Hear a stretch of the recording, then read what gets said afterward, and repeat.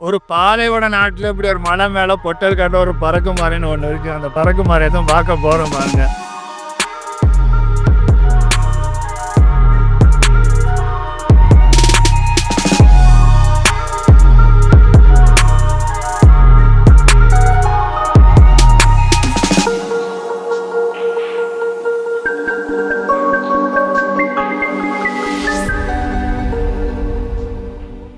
Hi மகளே, இப்போ நாங்க வந்திருக்க இடம் எங்க பார்த்துருக்கீங்கன்னா பறக்கும் பார்வை.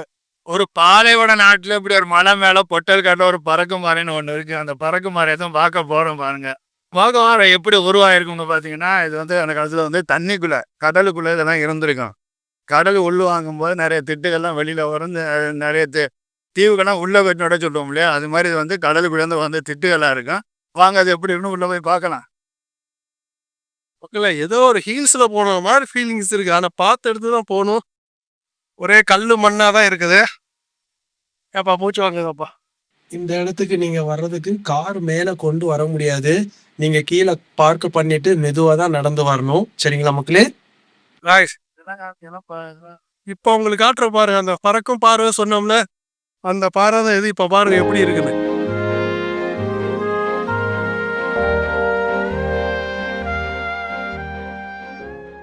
இடம் பார்த்துட்டீங்கன்னா, நம்ம செவ்வாய் கிரகத்துல இருந்து சேட்டலைட் மூலம் இருந்து பார்த்தா எப்படி இருக்கும், இந்த கடல் அலை மாதிரி தான் மக்களே இந்த பாறைகள் இருக்கும். அப்படியே திட்டா அழகா இருக்கும். அந்த 5 பாறைக்கு போறதுக்கு முன்னாடி இதை சுத்தி இந்த மலைகள் மொத்தம் இந்த மாதிரி தான் மக்களே, பயங்கரமா இருக்கும். ரொம்ப அழகா இருக்கும்.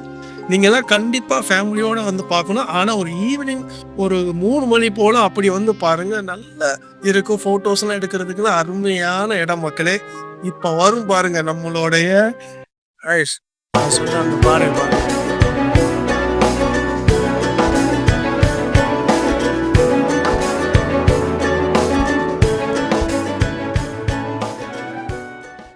மொத்தம் பாத்துட்டீங்கன்னா ஃபுல்லு பாறை. அந்த மாதிரி ஒரு அழகான ஒரு ஏரியா.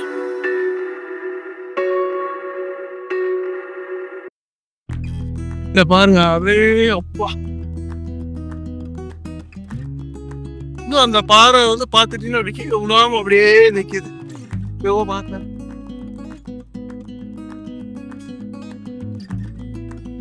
உங்களுக்கு இன்னொரு இடம் காட்டுறோம் பாருங்க. சூப்பரான இடம், உட்கார்றதுக்கு ஏத்தமான இடம் தான் இந்த இடம் தான் மக்களே. ஆனா இந்த இடத்துல வந்தோம் பாத்துங்க, குளிரும் அடிக்குது, சூடும் இருக்குது. ரெண்டும் அந்த மாதிரி ஒரு கிளைமேட்ல சூப்பரா இருந்துச்சு இந்த இடம். ஆனா எல்லாமே ஓட்டையே தான் இருக்குது.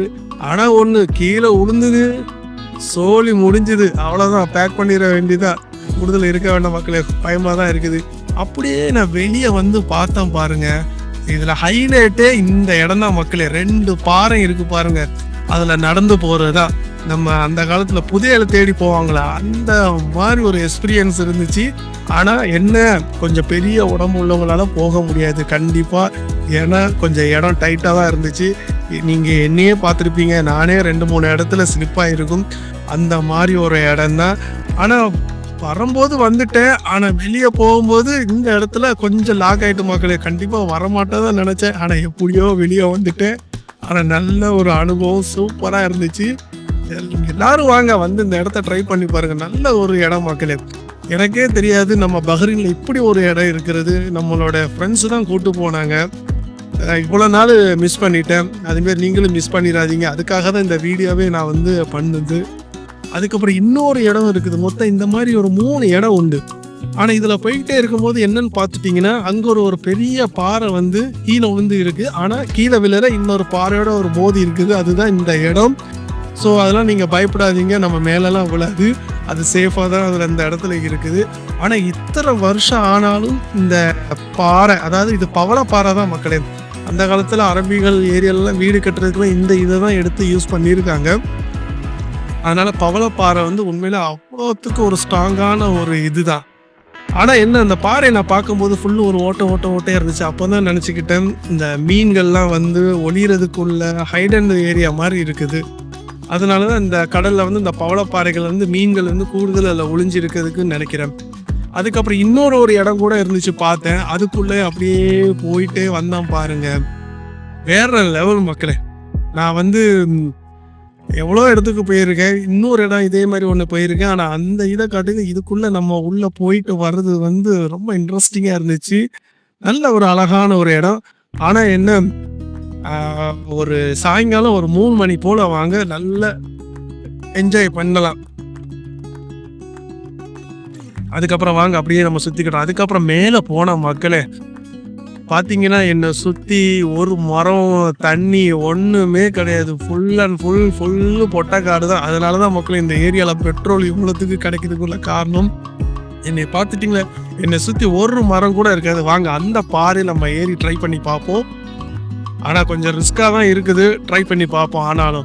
ஆனால் இந்த பாறையில் வந்து பார்த்துட்டிங்கன்னா நீங்கள் ஈஸியாக ஏறிடலாம். ஆனால் அந்த சைடு வந்து பாறையில் யாரும் ஏறிடாதீங்க, ரொம்ப கஷ்டம் மக்களே. கீழே விழுந்துட்டிங்கன்னா அங்கே வந்து மண்ணெலாம் கிடையாது, எல்லாமே கல் தான்.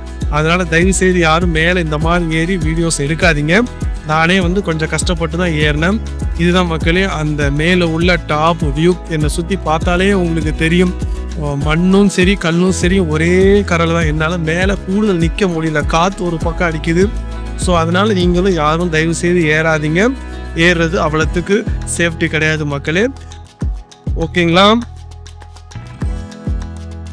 அதுக்கப்புறம் என்ன மக்களே, அப்படியே மெதுவாக இறங்கணும். காற்று கூடுதல் அடிக்கிறதுனால நம்மளால் கூடுதல் அங்கே நிற்க முடியல.